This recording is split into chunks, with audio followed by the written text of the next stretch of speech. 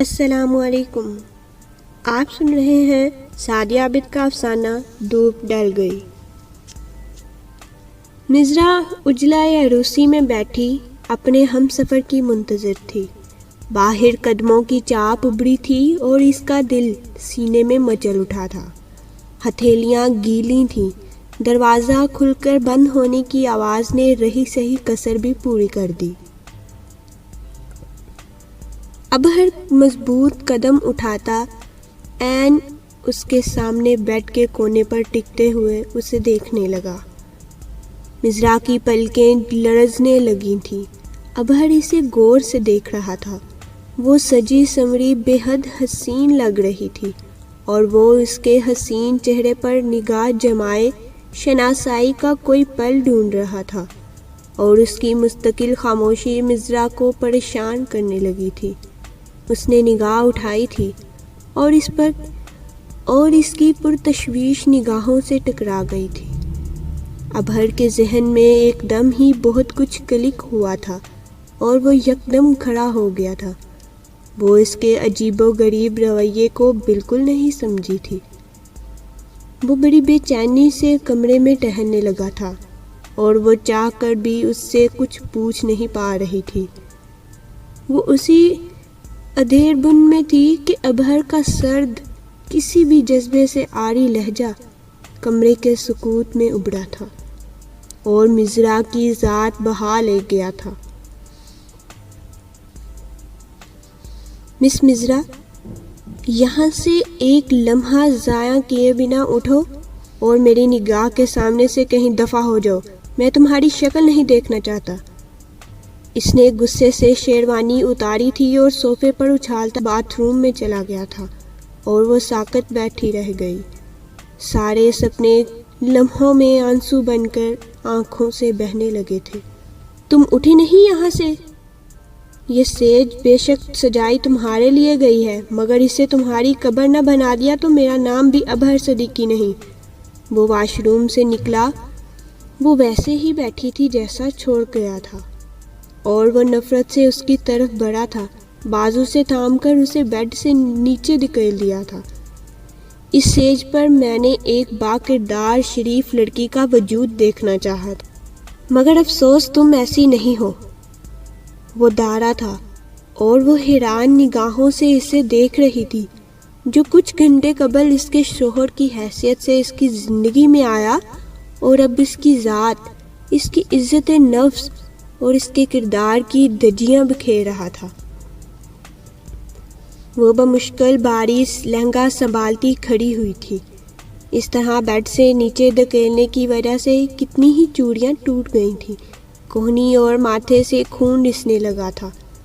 Mister ابہر، آپ مجھے جانتے ہی کتنا ہے جو یوں میرے کردار پر انگلی اٹھا رہے ہیں؟ وہ اپنا دلہناپا بھولے کڑی نگاہوں سے اسے دیکھ رہی تھی۔ کسی کو جاننے کے لیے ایک لمحہ کافی ہوتا ہے، اور میری زندگی میں وہ لمحہ 1.5 سال قبل آیا اور آ کر گزر گیا۔ وہ شعلہ بار نگاہوں سے اسے گھورتا ہوا بولا تھا۔ 1.5 سال قبل؟ آپ کو مجھ سے ملے بمشکل 2 ماہ ہوئے ہوں گے۔ 1.5 سال پہلے کیسے مجھے اور میرے کردار کو جان لیا؟ اور جان ہی گئے تھے تو کیوں شادی کی مجھ سے؟ وہ ششدر سی اس کے سامنے کھڑی پوچھ رہی تھی۔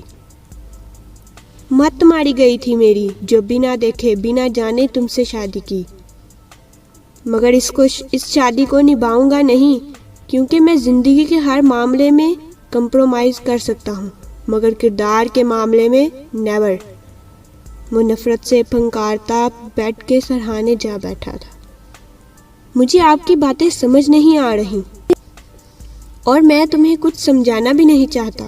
میں تو اس وقت کو کوس رہا ہوں جب دادی اماں نے مجھے شادی کے لیے کہا اور میں نے حامی بھر لی، تمہیں دیکھے بھی نہ، یہاں تک کہ دادی ماں کے بہت کہنے پر بھی تصویر تک نہیں دیکھی، اور باخدا دادی ماں بیمار نہ ہوتی تو میں تمہیں ابھی اسی وقت طلاق دے کر یہاں سے چلتا کرتا، مگر میری مجبوری یہ ہے کہ جب تک دادی ماں صحت یاب نہ ہو جائیں مجھے تمہیں اپنے گھر اور کمرے میں برداشت کرنا پڑے گا۔ اس کے لہجہ و انداز میں مضرا کے لیے حقارت تھی۔ آپ یہ سب کیوں کہہ رہے ہیں؟ مجھے میرا قصور تو بتائیے۔ وہ چلتی ہوئی اس کے سامنے آ رکی تھی۔ کچھ پوچھنا ہے تو اپنے آپ سے پوچھو۔ لڑکیاں اپنے کردار اور عزت کی آپ رکھوالی ہوتی ہیں، اور میں نے خود آج سے 1.5 سال قبل تمہیں بیچ سڑک پر بغیرتی کے مظاہرے کرتے دیکھا تھا، اور میں… آپ یہ سب کیا کہہ رہے ہیں؟ جو کہنا ہے صاف کہیں۔ وہ اس کی نفرت، اس کی باتیں بالکل نہیں سمجھ پا رہی تھی۔ صاف کہوں؟ تم نے میری زندگی میں آ کر میری زندگی بھر کی نیک نامی کو داغدار کر دیا ہے، اور چاہتی ہو کہ میں تم سے صاف بات کروں؟ میں دادی ماں کی وجہ سے مجبور ہوں، ورنہ دھکے مار کر اپنی زندگی سے نکال دیتا۔ وہ ڈارا تھا، اور اس کی برداشت جواب دے گئی تھی۔ آپ کو نکالنے کی ضرورت نہیں ہے، میں خود ہی چلی جاتی ہوں۔ وہ دروازے کی طرف بڑھی تھی کہ اس کا بازو ابہر کی آہنی گرفت میں آ گیا تھا۔ تماشا لگانے کی ضرورت نہیں ہے۔ تماشا میں نے نہیں، آپ نے بنایا ہے۔ جب سے کمرے میں آئے ہیں اول فول بکے جا رہے ہیں۔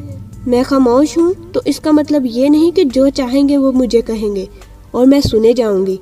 طلاق کی دھمکی بھی مجھے مت دیجیے گا۔ میں ان لڑکیوں میں سے نہیں ہوں جو شوہر کی بیجا سن کر بھی ان کے قدموں میں پڑی رہتی ہیں۔ عزت دیں گے تبھی جواباً مجھ سے۔ اور تم کرو گی عزت کی باتیں؟ کچھ جچ نہیں رہی تمہارے منہ پر، اور میں تمہیں محض طلاق کی دھمکی نہیں دے رہا۔ دادی ماں جو تمہیں بہت اچھا سمجھے ہوئے ہیں، ان کی غلط فہمی دور کر کے اس پر عمل کروں گا۔ جھٹکے سے اس کا بازو چھوڑا تھا۔ غلط فہمی آپ کی دادی کو نہیں، آپ کو ہوئی ہے، اور میں جا کر آپ کی دادی کو بتاؤں گی کہ آپ نے کس طرح مجھ پر بے بنیاد الزامات لگائے ہیں۔ شادی نہیں کرنی تھی تو نہ کرتے، یوں میرے کردار پر انگلی اٹھانے کا آپ کو کوئی حق نہیں ہے۔ وہ دکھتے ہوئے بازو کو سہلاتی بری طرح رو رہی تھی۔ بے بنیاد الزام نہیں لگا رہا، میں نے خود تمہیں آج سے 1.5 سال قبل ایک لڑکے کو کچھ دیتے دیکھا، اور جو لڑکی دنیا کی پرواہ کیے بغیر مین سڑکوں پر اپنے عاشق سے ملاقاتیں کریں، ایسی لڑکی کو میں اپنی عزت بنا کر نہیں رکھ سکتا۔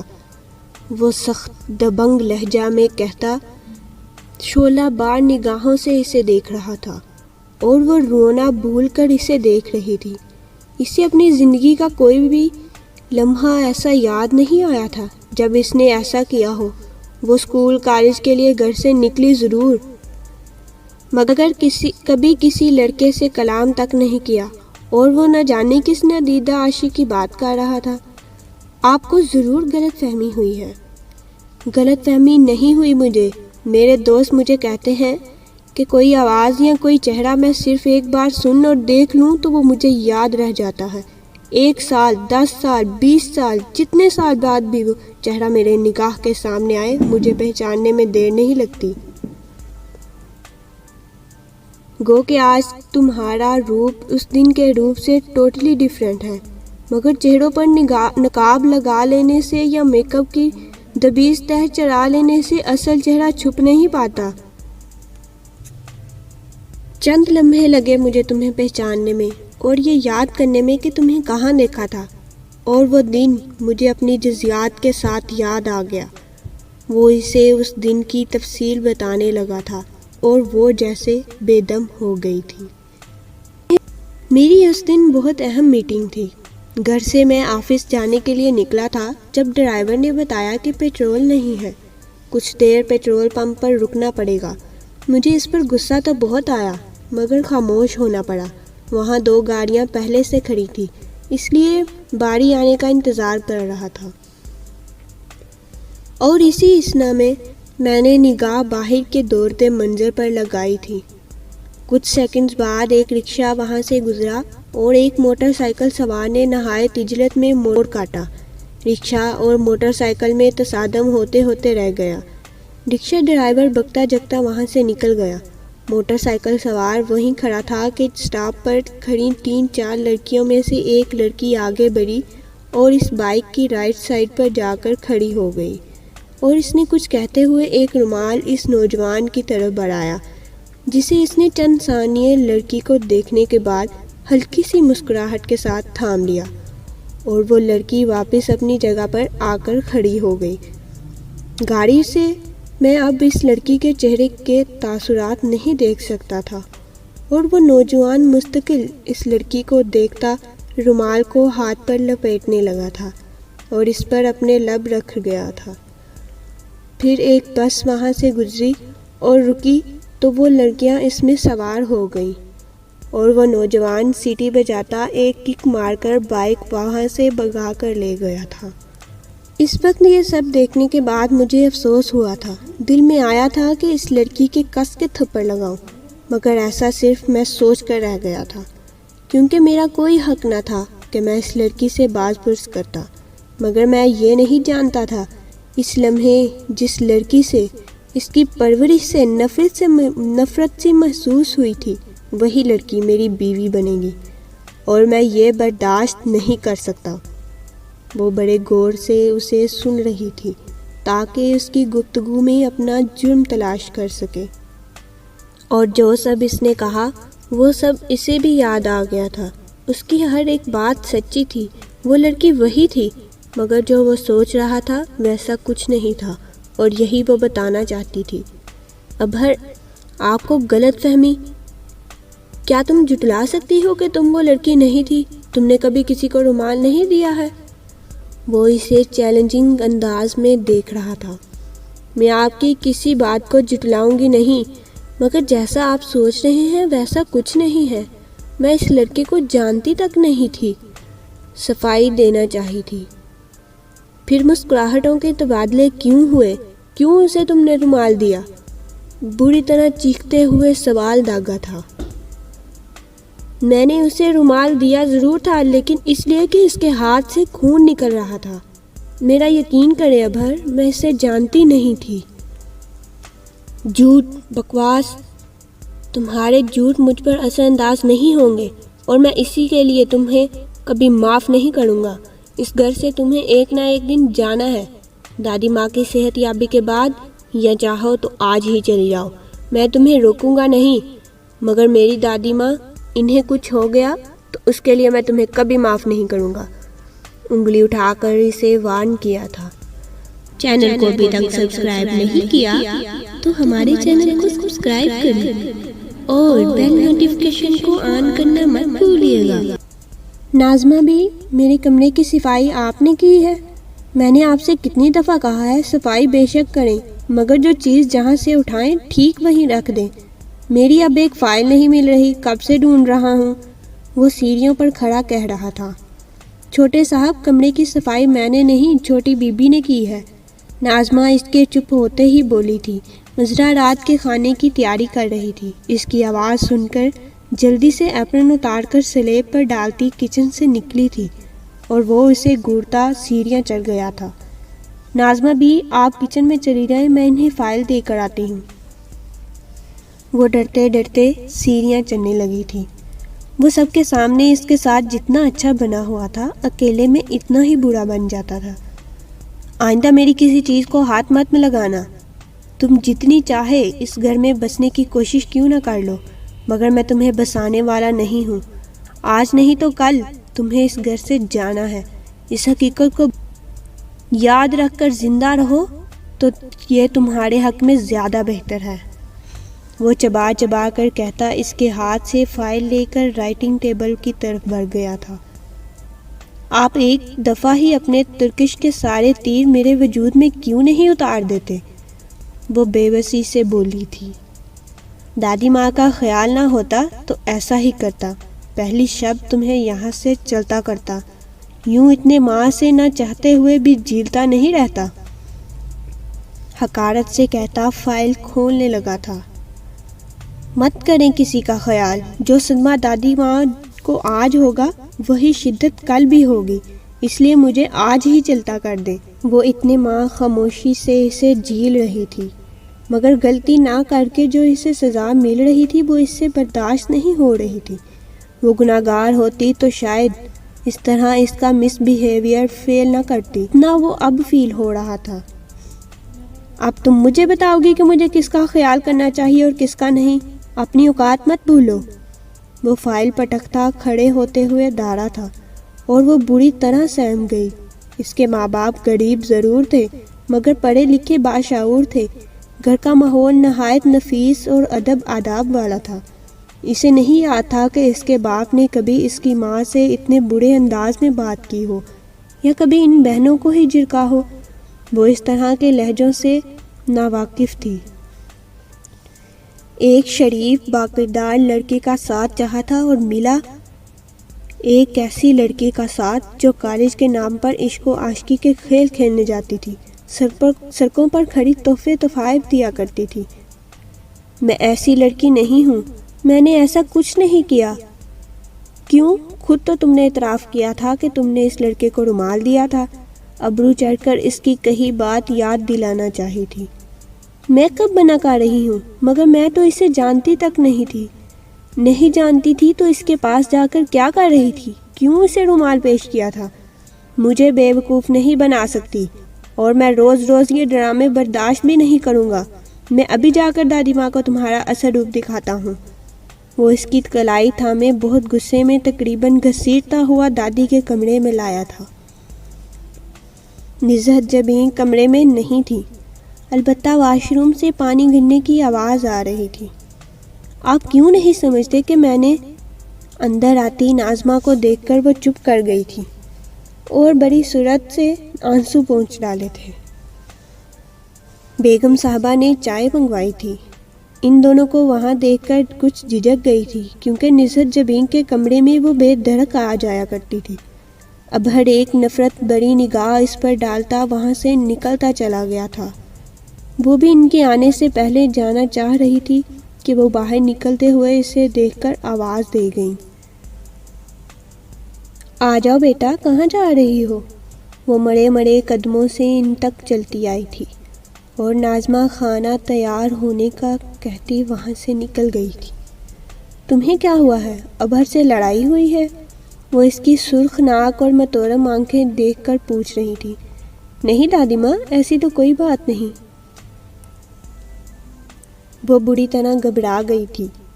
اسی سوالن جوابن سے بچنے کے لیے ہی تو وہ وہاں سے بھاگنا چاہ رہی تھی۔ کیسے کوئی بات نہیں ہے؟ تمہارا چہرہ اور آنکھیں کچھ ہونے کی داستان بیان کر رہے ہیں، صاف صاف بتاؤ۔ وہ اس کا ہاتھ پکڑ کر بیڈ پر بٹھاتے ہوئے خود بھی بیٹھ گئی تھی۔ دادی اماں، میں سچ کہہ رہی ہوں، ابھر سے میں نے کوئی جھگڑا نہیں کیا ہے، بس گھر والے یاد آ رہے تھے اس لیے رونا آ گیا تھا۔ وہ نظریں جھکائے ہوئے بولی تھی اور وہ اس کے چہرے کو گہری نگاہوں سے جانچنے لگی تھی۔ گھر والے یاد آ رہے ہیں تو رونے کی کوئی بات نہیں ہے۔ ابھی ابھر کو بلا کر کہتی ہوں کہ وہ تمہیں میکے چھوڑ آئے گا، مگر میں وہ بات جاننا چاہتی ہوں جو تم مجھ سے چھپا رہی ہو۔ جھوٹ نہیں سنوں گی۔ اسے کچھ بولنے کو پر تولتے دیکھ کر وارننگ دی تھی، اور اسے بھی تو ایک سہارے کی ضرورت تھی۔ وہ ان کے کندھے سے آگ لگی تھی اور وہ حیران پریشان اسے بلکتا دیکھ رہی تھی۔ میں نے کچھ نہیں کیا ہے دادی ماں، میں ایسی لڑکی نہیں ہوں، میں تو ایسا کرنے کا سوچ بھی نہیں سکتی۔ وہ اس کے مبہم الفاظ بالکل نہیں سمجھتی تھی۔ اب صاف صاف بات بتاؤ، اور وہ انہیں ساری تفصیل بتانے لگی۔ دادی ماں، جیسا ابھر سمجھتے ہیں ویسا کچھ نہیں ہے۔ اس موٹر سائیکل سوار کے ہاتھ سے خون بہہ رہا تھا، وہ بار بار اپنا ہاتھ جھٹک رہا تھا۔ اس کے پاس ٹیشو پیپر یا رومال نہیں تھا شاید، اسی لیے میں نے سوچا کہ میں اپنا رومال اسے دے دوں تاکہ تیزی سے بہتا خون پر وہ کپڑا لپیٹ لے گا تو خون رک جائے گا۔ اسی لیے میں اس تک گئی تھی۔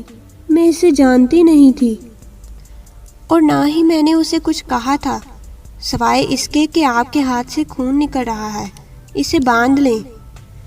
اس کے علاوہ میں نے اس سے کچھ نہیں کہا تھا۔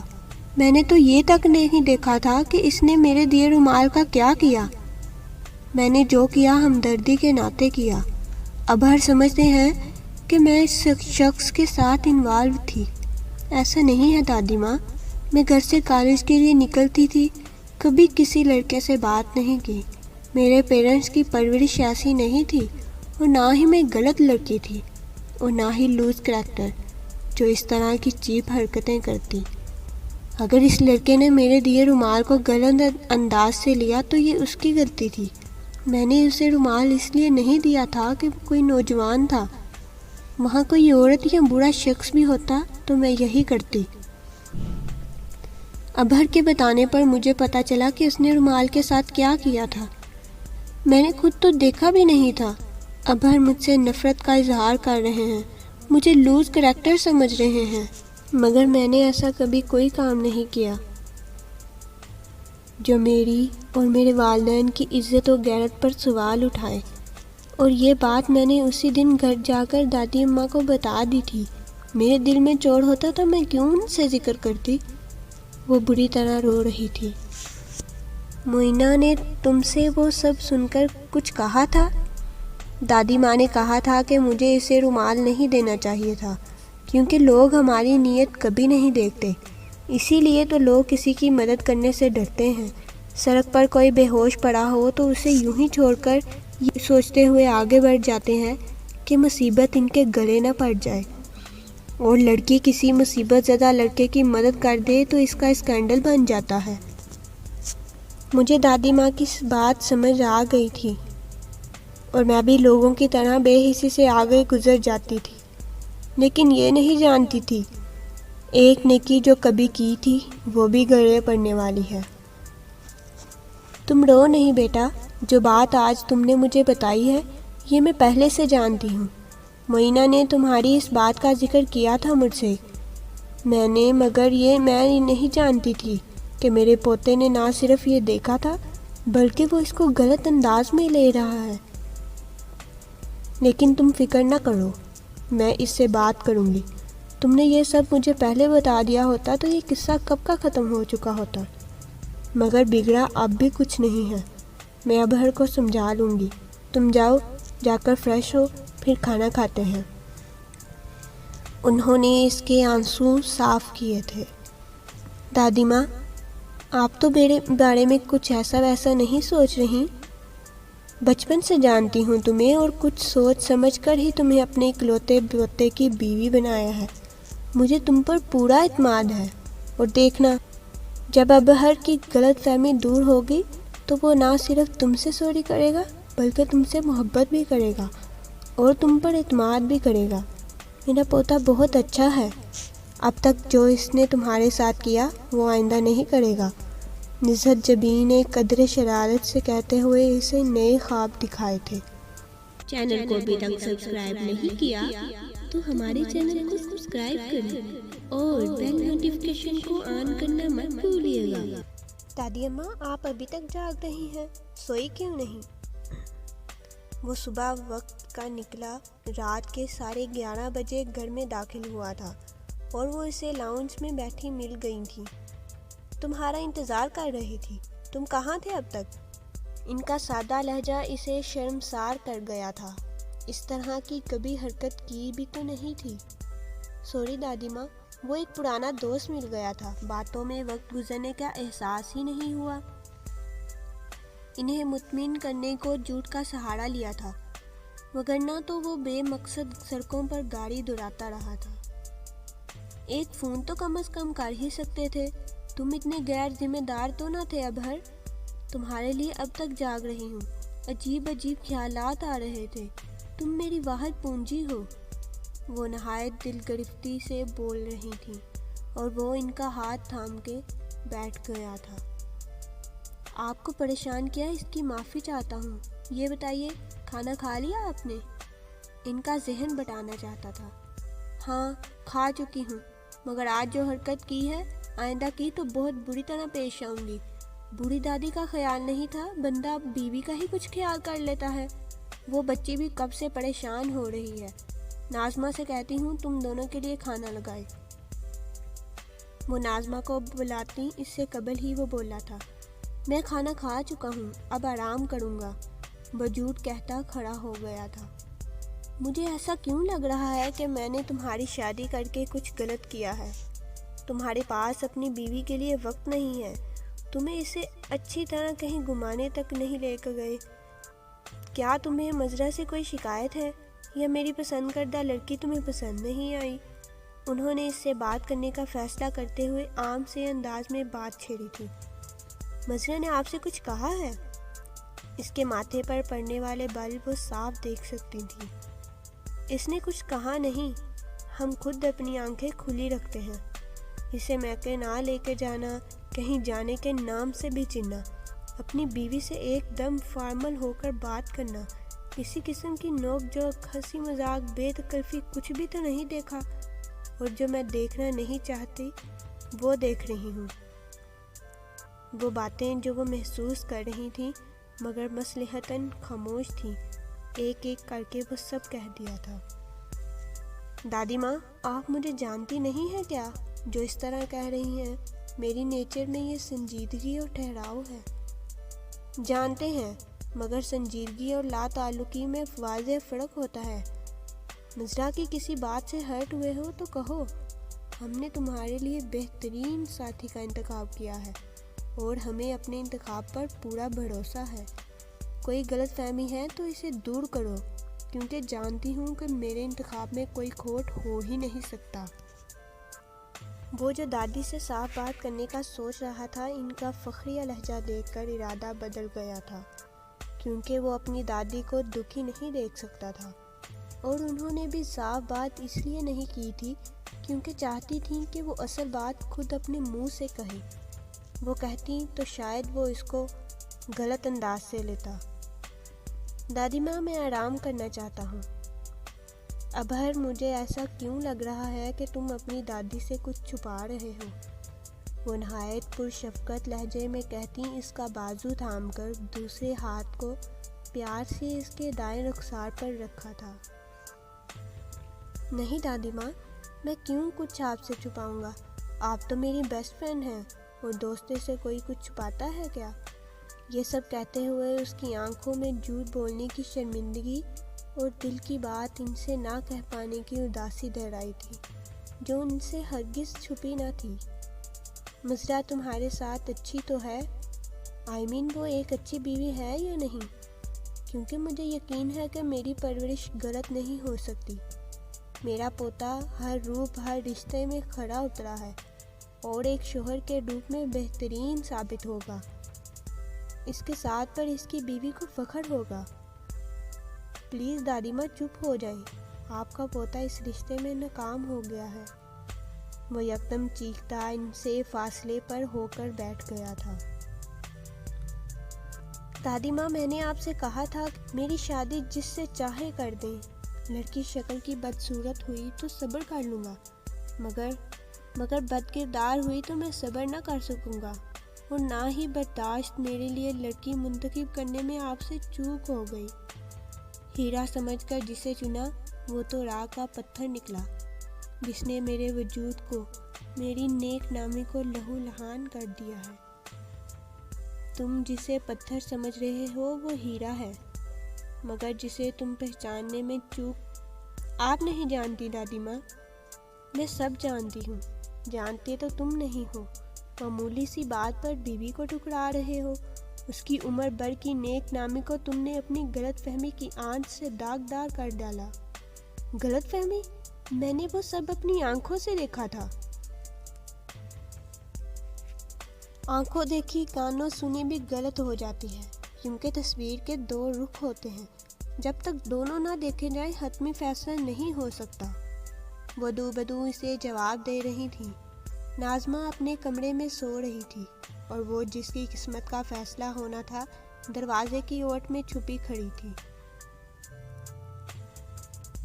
ٹھیک ہے، میں ہی غلط ہوں، مجھے غلط فہمی ہوئی ہے۔ وہ جو تھا ویسا نہیں تھا جیسا میں سمجھ رہا ہوں، مگر پھر وہ کیا تھا؟ ایک لڑکی کو زیب دیتا ہے کہ وہ یوں اجنبیوں کو اپنا رومال باندھتی پھرے۔ میں نے تو صرف ایک منظر دیکھا، یہ قصہ نہ جانے کتنی دفعہ کتنے نئے چہروں کے ساتھ دہرایا گیا ہوگا۔ وہ دادی ماں کے منہ سے ساری تفصیل اور ان کا موقف سننے کے بعد بولا تھا۔ تم زیادتی کر رہے ہو ابہر، جو نہیں ہے وہ کہنے کا تمہیں کوئی حق نہیں ہے، وہ چٹک کر بولی تھی۔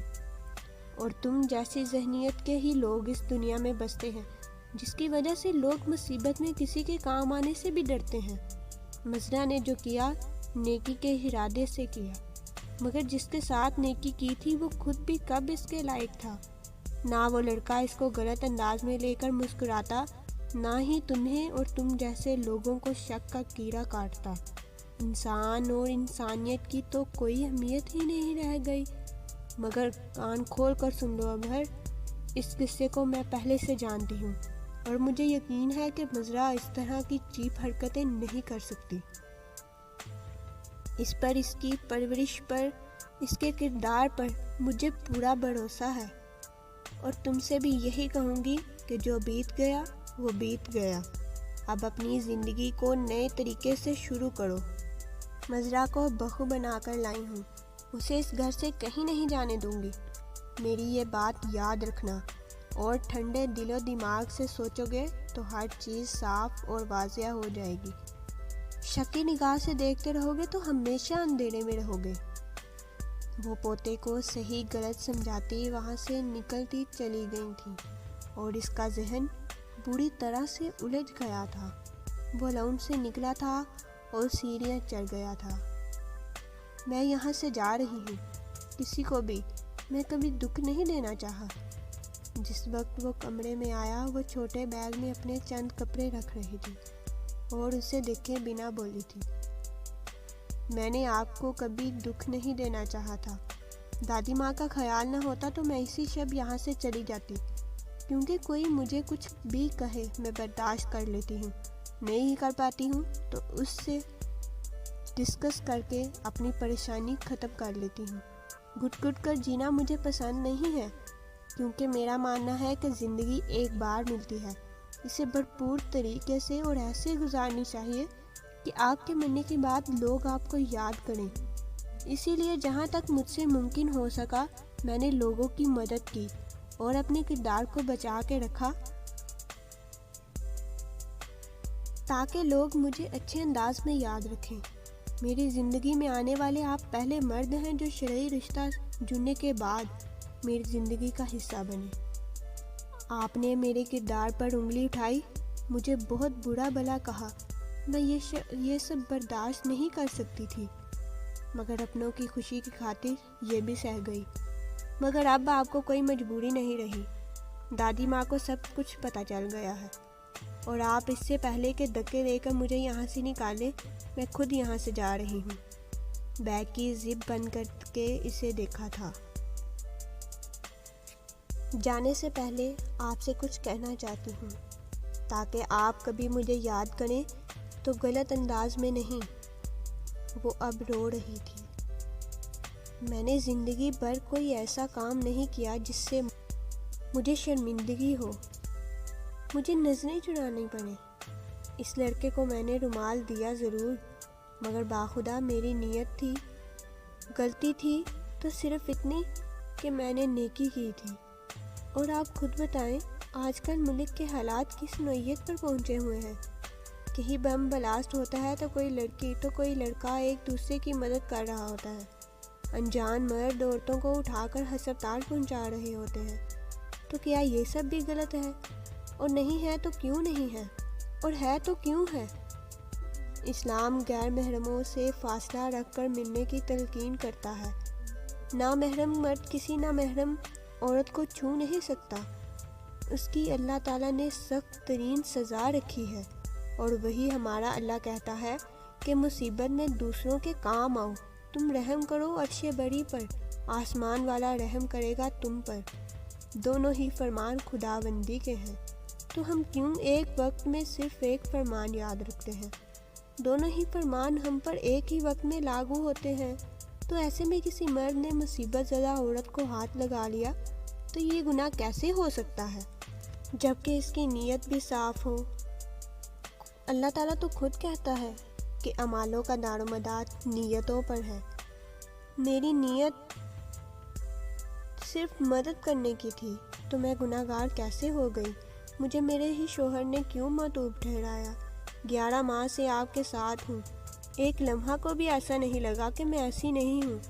کبھی آپ نے مجھے چھپ کر فون کرتے دیکھا ہے؟ کسی کو خط لکھے دیکھا؟ میرے نام کوئی خط موصول ہوا؟ کبھی جو بھول کر آپ مجھے اپنے ساتھ لے گئے؟ تو کوئی مجھے پہچان کر مجھ تک چلا آیا۔ کسی نے شادی کا سن کر غصے میں بے وفا سمجھ کر میرے کڑے ہوئے رومال میرے منہ پر دے مارے۔ کبھی آپ کو اس دیکھے پر یقین کر لینے کا یقین ہوا یا اس یقین میں دراریں پڑیں؟ آپ نے تو بس وہ دیکھا، مجھے پہچانا اور دھتکار دیا۔ کبھی مجھے سمجھنے کی کوشش کی، یہ پتہ لگانے کا سوچا کہ وہ اگر سچ تھا تو ایسا نظارہ پھر دیکھنے کو کیوں نہیں ملا، اور نہیں ملا تو وہ کہیں جھوٹ تو نہیں تھا؟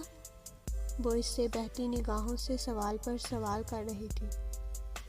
مزرا، تم یہاں سے جانا چاہتی ہو تو میں روکوں گا نہیں، لیکن جہاں تک تمہاری بے گناہی اور میری غلط فہمی یا شک کا تعلق ہے تو تمہیں بے قصور مان لوں تو بھی میں خود کو غلط نہیں سمجھتا۔ ہر عمل کا ایک رد عمل ہوتا ہے، تو تم اسے میرا رد عمل سمجھ لو۔ میں نے مرد ہو کر بہت احتیاط بڑی زندگی گزاری ہے، کیونکہ گناہ مرد سے سرزد ہو یا عورت سے، اس کی اللہ کے حضور ایک جیسی ہی سزا ہوتی ہے۔ اس لیے میں نے ایک پاک باز بیوی کا پاک باز شوہر کہلانے پر زیادہ ترجیح دی۔ میں نے خود اپنے نفس کو کھلا چھوڑ کر نیک بیوی کی خواہش نہیں کی، پہلے خود اپنے کردار اور عمل کو خوبصورت بنایا۔ ہو سکتا ہے کہیں مجھ سے چوک ہو گئی ہو، مگر جان کر کبھی میں نے ایسا نہیں کیا۔ شادی کا کل اختیار میں نے اپنی دادی کو سونپ دیا تھا، کیونکہ میرا ماننا ہے کہ جب ہم خود اپنے لیے برا چن سکتے ہیں مگر ہمارے پیرنٹس ہمیں ہمیشہ بہترین ہی چن کر دیتے ہیں۔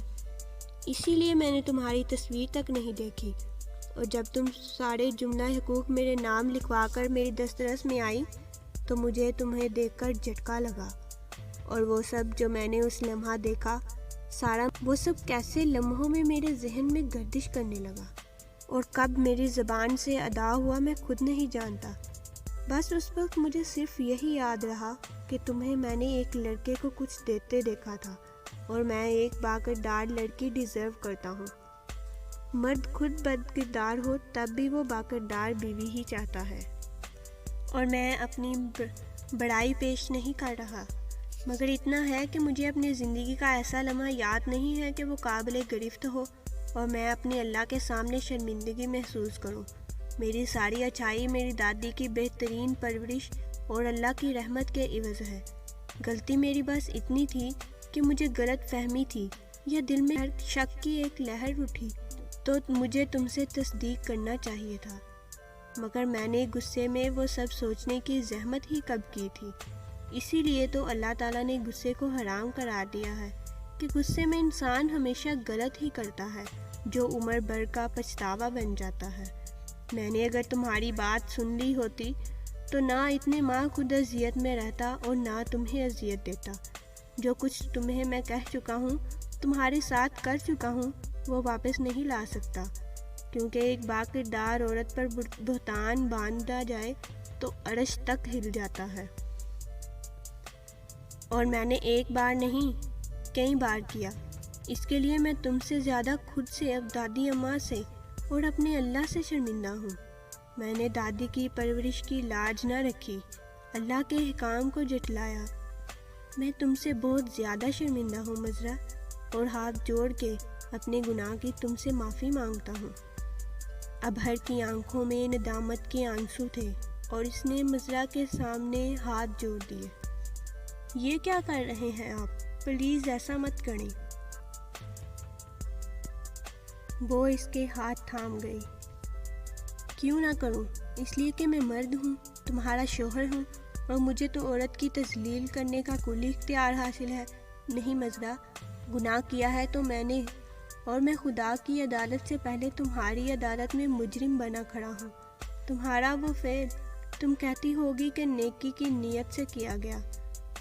اس طرح کی نیکی ہمارے معاشرے میں ہضم نہیں کی جاتی، اور میں بھی ایک عام سا ہی مرد نکلا جس نے ایک لڑکی کو لڑکے سے باتیں کرتے دیکھا اور اس کو غلط معنی پہنا دیے، اور اگر پہنا بھی دیے تھے تو کم از کم تمہیں صفائی کا موقع تو دیتا۔ میں نے غصے میں بہت غلط کیا ہے تمہارے ساتھ۔ اس کی ندامت کم نہیں ہو رہی تھی، اور وہ اس کے جڑے ہاتھوں پر اپنی پیشانی رکھ گئی تھی۔ میں آپ کو غلط نہیں مانتی ابہر، آپ نے جو کیا وہ ایک فطری عمل تھا۔ مجھے شکوہ تھا تو بس یہ، آپ نے مجھے خود بولنے یا کردار ثابت کرنے کا موقع ہی نہیں دیا۔ دادی ماں کے احساس دلانے پر یا جیسے بھی آپ کو اپنی غلطی کا احساس ہو گیا ہے تو میں آپ کو سچے دل سے معاف کرتی ہوں، اور آپ سے آگے زندگی میں کچھ نہیں، بس ایک بھروسہ طلب کرتی ہوں۔ رشتوں کو اعتماد دو، بھروسہ کی ہر پہل ضرورت رہتی ہے، اور آپ مجھ پر اپنی بیوی پر اتنا بھروسہ ضرور رکھیے گا کہ میں نے شادی سے پہلے بھی کبھی ایسی خطا نہیں کی کہ میں رب کی بارگاہ میں ندامت محسوس کروں۔ میرے رب نے ہمیشہ میرے کردار کی حفاظت کی ہے، اور آپ کی بن کر میں آپ سے بے وفائی کا تصور بھی نہیں کر سکتی۔ آپ میری کل کائنات ہیں ابہر، اور میں نے اپنی پوری زندگی میں ایسا کوئی کام نہیں کیا کہ میرے والدین کو ندامت ہو، اور نہ ہی آئندہ ایسا کروں گی کہ میرا حوالہ میرے شوہر کو تذلیل کے گھڑے میں اتار دے۔ کبھی میں آپ کو غلط لگوں تو پلیز مجھ سے ایک بار ضرور پوچھ لیجئے گا۔ اس دفعہ تو میں تذلیل کے گڑھے میں دسنے کو تھی کہ آپ نے مجھے بچا لیا۔ یہ سب خدا نہ کرے کبھی دہرایا گیا تو میں جیتے جی مر جاؤں گی۔ وہ بری طرح ہچکیوں سے رو رہی تھی۔ میں تم سے وعدہ کرتا ہوں مزرا، زندگی کے کسی بھی موڑ پر کبھی تمہارا بھروسہ نہیں ٹوٹنے دوں گا۔ ابہر نے یقین سے کہتے ہوئے اس کے آنسو پہنچے تھے اور اس کی چمکتی پیشانی چوم لی تھی۔ زندگی بہت مختصر ہوتی ہے، اسے شک اور بے اعتباری کے سنگ نہیں، چاہت و اپنائیت کے بھروسے تلے گزارنا چاہیے۔ اور آج یہ بھروسہ وہ ایک دوسرے کو دیتے مطمئن نظر آ رہے تھے، کیونکہ شک کے بادل چھٹ گئے تھے۔ پیار بھرا سنہری موسم باہیں پھیلائے ان کا استقبال کر رہا تھا، کیونکہ غم کی رات کتنی ہی طویل کیوں نہ ہو، صبر و استقامت سے کاٹی جائے تو طویل ہو کر بھی جلدی گزر جاتی ہے۔ اور مزرا کی زندگی سے بھی غم اور شک کی دھوپ ڈل گئی تھی، اور وہ اپنے ہمسفر کے ساتھ بہاروں کے پڑوں پر رقص کر رہی تھی، اور وہ اسے اپنی چاہت کے بارش میں بھگوتا اپنی ہر ایک خطا و غلطی کا بڑی خوبصورتی سے ازالہ کر رہا تھا کہ اس کے دل میں اپنی قسمت کے بد ہونے کا کبھی جو احساس جاگا بھی تھا تو وہ دہل سا ہو گیا تھا، اور اسے اپنی قسمت پر رشک آ رہا تھا۔ اگر آپ کو ہماری ویڈیو پسند آئی ہے تو اسے لائک کریں، دوستوں کے ساتھ شیئر کریں، چینل کو سبسکرائب کریں۔ اللہ حافظ۔